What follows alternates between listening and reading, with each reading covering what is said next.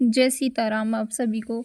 जैसा कि आप सभी को पता ही होगा, केवीएस टायर सेकंड के लिए जो प्राचीन समय है दिव्यांगता का, वो मैंने आपको कल की क्लास में शॉर्ट में कंप्लीट करवा दिया था, जिससे क्वेश्चन आ सकते हैं, क्वेश्चन भी करवाए थे। अभी देखिए, मध्यकालीन अवधि से हम स्टार्ट करते हैं। मध्यकालीन अवधि में दिव्यांगता को आप बिल्कुल सरल भाषा में समझिए। मध्यकालीन दृष्टिकोण क्या था दिव्यांगता के प्रति? इस काल में दिव्यांगता को अभिदेवीय शक्ति, ईश्वर की इच्छा, पूर्व जन्म के कर्म से जोड़ा जाता था, लेकिन प्राचीन काल की तुलना में थोड़ी सहानुभूति दिखाई देने लगी। जैसा कि प्राचीन काल में आप लोगों ने देखा था कि देवीय शक्ति, ईश्वर की इच्छा इन्हीं से जोड़ा जाता था, लेकिन उसके मुकाबले थोड़ी ज़्यादा सहानुभूति जो है मध्यकालीन अवधि में देखने को मिलती थी। धार्मिक संस्थाओं की भूमिका जो है मध्यकालीन अवधि में हमें क्या देखने को मिलती है, तो वो थी कि मंदिर, मस्जिद, चर्च जैसी धार्मिक जो संस्थाएं हैं, उनमें दिव्यांग व्यक्तियों को जो है वो आश्रय देती थी, यानी रहने और खाने की व्यवस्था और उनकी देखभाल करती थी। इसे दया और पुण्य का कार्य माना जाता था। और एग्जाम के पॉइंट्स देखिए आप लोग। यह सहायता सहानुभूति आधारित थी, अधिकार आधारित नहीं थी। सहानुभूति सिर्फ इसलिए मिलती थी कि ये पुण्य का काम है। शिक्षा की स्थिति क्या थी? यदि हम मध्यकालीन पीरियड की बात करें तो दिव्यांग बच्चों के लिए कोई औपचारिक शिक्षा व्यवस्था जो है वो मध्यकालीन अवधि में भी हमें देखने को नहीं मिलती थी। प्रशिक्षण या पुनर्वास की सुविधा नहीं थी। उसके अलावा शिक्षा केवल सामान्य बच्चों तक सीमित थी। सामाजिक स्थिति उस समय की क्या रही दिव्यांग व्यक्तियों की? दिव्यांग व्यक्ति समाज पर निर्भर रहते थे, आत्मनिर्भर नहीं बन पाए। समाज में सम्मान की कमी जो है वो स्टिल बनी रही। निष्कर्ष यदि हम निकाले प्राचीन काल और मध्य काल की तुलना करें कि थोड़ा बहुत जो डिफरेंस था वो क्या आया, तो वो हमें देखने को मिलता है कि प्राचीन काल में जो है कठोर दृष्टिकोण जो है दिव्यांग व्यक्तियों के प्रति हमें देखने को मिलता था, जबकि थोड़ा सहानुभूति प्रिय हमें देखने को मिलता था मध्यकाल में। उसके अलावा बिल्कुल थोड़ी जो सहानुभूति है वो प्राचीन काल में हमें देखने को मिलती है, और मध्यकाल में जो है बहिष्कार कर दिया जाता था, लेकिन फिर भी सहानुभूति में थोड़ी वृद्धि हुई थी। बहिष्कार आप लोगों को पता है कि प्राचीन काल में भी किया जाता था। उसके अलावा आश्रय स्थल, अंधविश्वास, धार्मिक दया। तो मध्यकाल में क्या था कि जैसे धार्मिक स्थल है तो उनमें रहने की परमिशन इन लोगों को थी। ये इस प्रश्न का जवाब आप लोग कमेंट बॉक्स में बताना, ठीक है। मध्यकाल में दिव्यांग व्यक्तियों की सहायता मुख्यतः किसके द्वारा की जाती थी? सरकार, विद्यालय, धार्मिक संस्थाएं या वैज्ञानिक संगठन? ये मैंने अभी आप लोगों को जस्ट पढ़ाया है, तो आप लोग इसका जो आंसर है वो कमेंट बॉक्स में बताना। अगला प्रश्न, मध्यकाल में दिव्यांगता को किससे जोड़ा जाता था? वैज्ञानिक कारण, चिकित्सीय समस्या, ईश्वर की इच्छा, कर्म, मानव अधिकार? तो इसका जो करेक्ट आंसर है वो जाएगा ईश्वर की इच्छा या कर्म। इसी प्रकार से जैसे मैंने आप लोगों को कल जो प्राचीन समय बताया उससे रिलेटेड क्वेश्चन बता दिए कि एग्जाम में इससे किस टाइप के क्वेश्चन आ सकते हैं, और अभी हम मध्यकाल के क्वेश्चन करेंगे। अगला प्रश्न, मध्यकाल में दिव्यांग व्यक्तियों की सहायता मुख्यतः कौन करता था? सरकार, विद्यालय, धार्मिक संस्थाएं, चिकित्सालय? तो उस समय जो धार्मिक संस्थाएं हैं वो दिव्यांग व्यक्तियों की जो है सहायता करती थी दया और सहानुभूति के लिए। उसके बाद में है मध्यकाल में दिव्यांग व्यक्तियों के लिए शिक्षा व्यवस्था कैसी थी?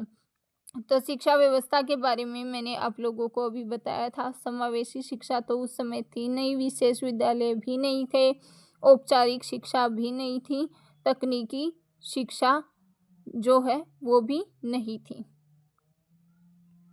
तो इसका करेक्ट आंसर हो जाएगा आंसर सी। मध्यकाल में दिव्यांग व्यक्तियों की सहायता किस दृष्टिकोण किस दृष्टिकोण पर आधारित थी? जो दिव्यांग व्यक्तियों की सहायता है, यदि हम बात करें किस दृष्टिकोण पर आधारित थी? अधिकार आधारित, वैज्ञानिक, सहानुभूति, दया आधारित, समावेशी। तो जैसा कि सभी को पता है, सहानुभूति और दया पर आधारित थी। अगला प्रश्न, अगला जो एमसीक्यू की पॉइंट्स हैं, दया आधारित थी, जो उनकी सहायता करते थे। शिक्षा व्यवस्था नई थी, सहायता धार्मिक संस्थाओं द्वारा उनकी की जाती थी। अधिकार दृष्टिकोण नहीं था। ये शॉर्ट में पॉइंट्स हैं। उसके बाद में आता है आधुनिक काल, मॉडर्न पीरियड। आधुनिक दृष्टिकोण देखते हैं। इस काल में विकलांगता को वैज्ञानिक और चिकित्सीय दृष्टिकोण से समझा गया। अंधविश्वास की जगह चिकित्सा मनोविज्ञान शिक्षा ने ली। इसके अलावा आप लोग एक बात ध्यान रखना, यदि आप थ्योरी प्लस एमसीक्यू करते हैं तो वो आपके लिए ज़्यादा बेटर रहेगा।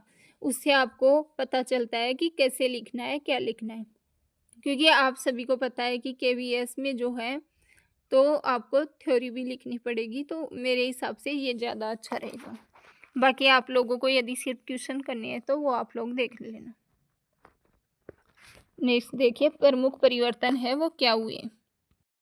तो प्रमुख परिवर्तन हमें देखने को मिलते हैं दिव्यांगता के बारे में। दिव्यांगता को एक प्रकार की बीमारी माना गया, जबकि पहले क्या माना जाता था? देवीय ईश्वरीय शक्ति, ऐसा कुछ माना जाता था।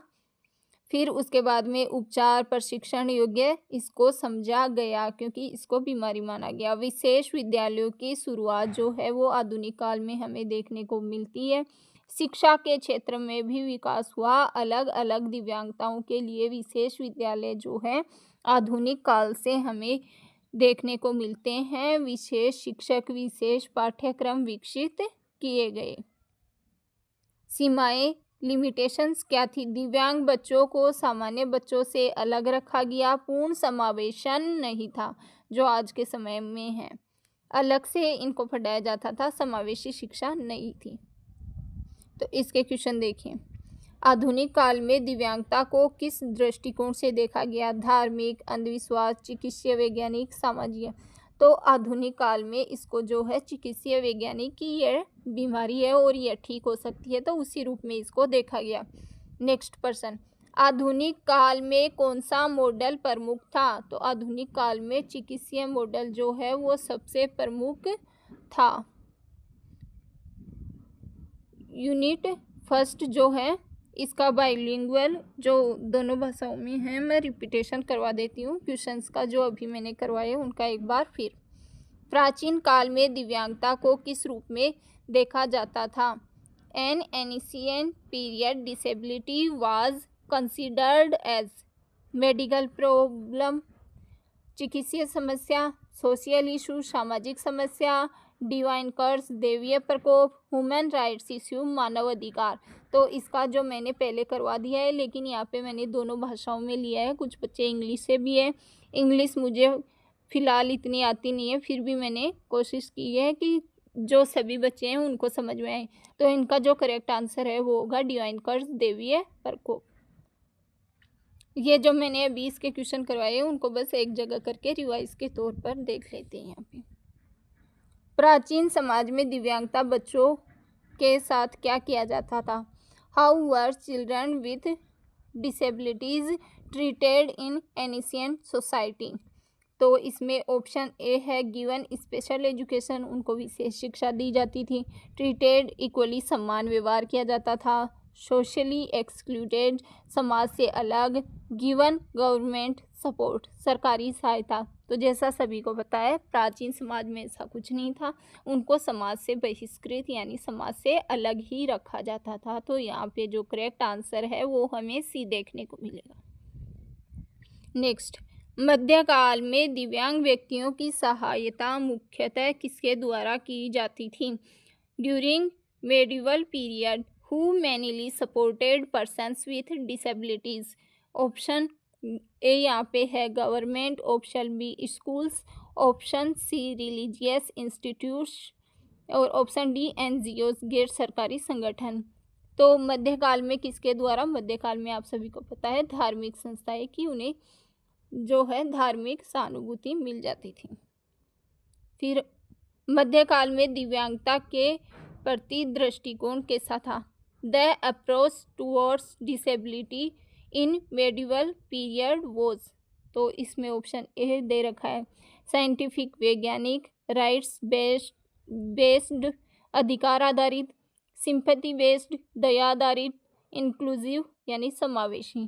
तो जो है मध्यकाल में समावेशी थी नहीं, वैज्ञानिक भी नहीं थी, तो जो हमें देखने को मिलती है दया आधारित, सहानुभूति आधारित। अगला, आधुनिक काल में दिव्यांगता को किस दृष्टिकोण से समझा गया? जो आधुनिक काल है, in modern period disability was understood through, तो डिसेबिलिटी को जो है किस दृष्टिकोण से समझा गया? Religious approach, medical model, moral model या चैरिटी मॉडल। तो आप सभी को जैसा पता है, मैंने अभी बताया था पीछे कि आधुनिक काल में चिकित्सीय मॉडल के रूप में इसको समझा गया। आधुनिक काल में किस प्रकार की शिक्षा व्यवस्था शुरू हुई? Which type of education system started in modern period? Inclusive education यानी समावेशी शिक्षा, यानी आधुनिक काल में किस प्रकार की जो है शिक्षा व्यवस्था शुरू हुई थी? होम बेस्ड एजुकेशन, गृह आधारित शिक्षा, स्पेशल एजुकेशन, विशेष विद्यालय, नो एजुकेशन, कोई शिक्षा नहीं। तो जैसा कि सभी को पता है, आधुनिक काल आते आते विशेष विद्यालय स्टार्ट हो गए थे। आधुनिक काल की प्रमुख सीमा लिमिटेशन क्या थी? What was the major limitation of modern period? तो इसका ऑप्शन ए है नो ट्रीटमेंट, उपचार नहीं, लैक ऑफ टीचर्स, शिक्षक नहीं, और उसके बाद में है बच्चों का पृथक्करण, segregation of children, no laws, कानून नहीं। तो इसका राइट आंसर हो जाएगा बच्चों का पृथक्करण। आधुनिक काल में बताया था कि उपचार था, लेकिन इसकी प्रमुख सीमा क्या थी? प्रमुख सीमा ये थी कि बच्चों का जो पृथक्करण है, मतलब उनको इंक्लूसिव एजुकेशन नहीं मिल रही थी, विशेष शिक्षकों की अलग से व्यवस्था हो गई थी विशेष विद्यालयों की। लेकिन जैसे नॉर्मल बच्चों को और स्पेशल बच्चों को साथ में जो इंक्लूसिव एजुकेशन है, तो वो थी उस समय। उत्तर आधुनिक काल, पोस्ट मॉडर्न पीरियड किस पर आधारित है? Post modern period is based on, तो इसमें ऑप्शन ए मेडिकल अप्रोच, चिकित्सीय, चैरिटी अप्रोच, दया आधारित, राइट्स बेस्ड अप्रोच, अधिकार आधारित, रिलीजियस धार्मिक विश्वास। तो इसमें आएगा अधिकार आधारित। समावेशी शिक्षा यानी इंक्लूसिव एजुकेशन का मुख्य उद्देश्य क्या है? तो इंक्लूसिव एजुकेशन आप लोगों को पता होगा कि इसका मुख्य उद्देश्य है वो क्या है। तो इसमें होता है इक्वल अपॉर्चुनिटीज़, यानी समान अवसर जो हैं वो हमें देखने को मिलते हैं कि जो विशेष बच्चे हैं और जो नॉर्मल बच्चे हैं उनको इक्वली ट्रीट किया जाए। ठीक है। अगला, दिव्यांगता को सामाजिक बाधाओं का परिणाम किस मॉडल में माना गया है? Which model considers disability as a result of social barriers? Medical model, charity, social model या मोरल मॉडल? तो सोशल मॉडल यानी सामाजिक आधारित जो है, सामाजिक मॉडल जो है दिव्यांगता का, उसमें सामाजिक बाधाओं का परिणाम इसे माना गया है। ठीक है। यहीं पे जो आज की क्लास है वो ख़त्म होती है। मेरी जो नेक्स्ट क्लास होगी उसमें मैं बाइलिंगुअल सिर्फ क्वेश्चन लेके आऊँगी, थ्योरी नहीं लेके आऊँगी। यदि आप लोग फिर कमेंट करना कि आप लोगों को कैसे पढ़ना है, यदि थ्योरी और एमसीक्यू दोनों साथ पढ़ने हैं, जैसे कि मैंने अभी ये क्लास ली, तो उस तरीके से पढ़ा दूंगी। मेरे हिसाब से यही बेस्ट रहेगी, क्योंकि आप लोगों को पता है टायर सेकंड में आप लोगों को लिखने भी होगी थ्योरी, तो उसकी भी प्रैक्टिस हो जाएगी कि कैसे पॉइंट्स लिखने हैं, क्या लिखने हैं शॉर्ट में और विस्तार में। उसके अलावा यदि आप लोग चाहते हैं कि नहीं हम सेल्फ से पढ़ लेंगे थ्योरी, आप लोगों को सिर्फ एमसीक्यू प्रैक्टिस करनी है, तो मैं उस हिसाब से बाइलिंगुअल जो है दोनों भाषाओं में, हिंदी और इंग्लिश में क्वेश्चंस करवा दूंगी।